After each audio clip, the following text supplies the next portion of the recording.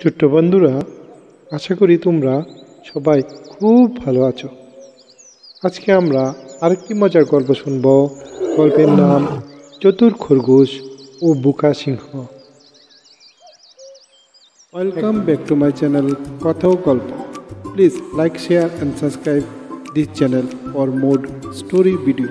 Thanks for watching. গভীর জঙ্গলে এক নিষ্ঠুর ও শক্তিশালী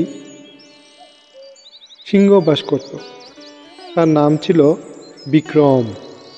সে ছিল জঙ্গলের রাজা, কিন্তু খুবই লোভী।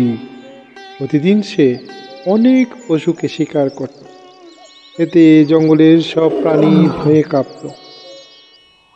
একদিন সব প্রাণী একত্র হয়ে একটি সমাধান খুঁজতে লাগলো।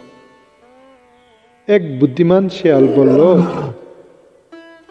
আমরা রাজাকে প্রস্তাব দিই, প্রতিদিন তার খাবারের জন্য একটি প্রাণী পাঠাবো, যাতে সে অপ্রয়োজনে শিকার না করে। সিংহ রাজি হলো, তবে শর্তে দিল, যদি প্রতিদিন আমার কাছে একটি প্রাণী না আসে তবে আমি তোমাদের সবাইকে মেরে ফেলব।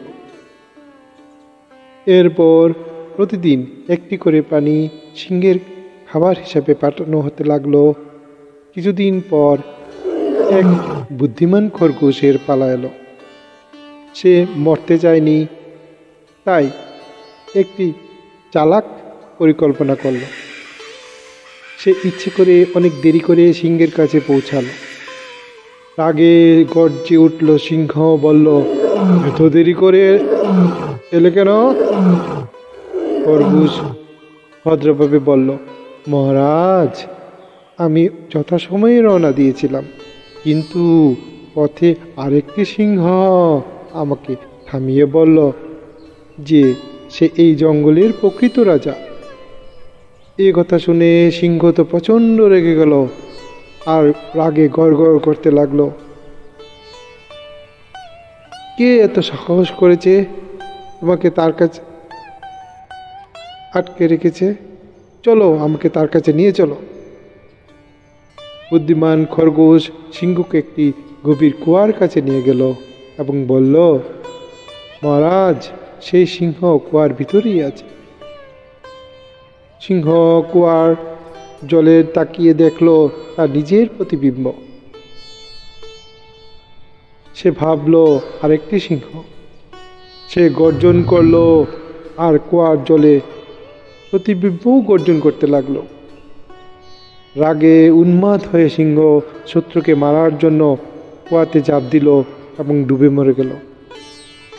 খরগোশরা আনন্দিত হয়ে জঙ্গলে ফিরে গেল এবং প্রাণীদের সব কিছু জানালো। সবাই খুশি হয়ে খরগোশের বুদ্ধির প্রশংসা করতে লাগলো। এই গল্পের শিক্ষা হলো, বুদ্ধি সবসময় শক্তির চেয়ে বড় হয়। তাহলে ছোট্ট বন্ধুরা, গল্পটি শুনলে আশা করি সবাই ভালো লাগলো।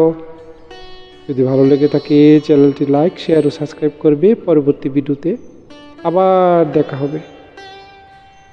সবাই সুস্থ এবং ভালো থাকবে। Bye bye.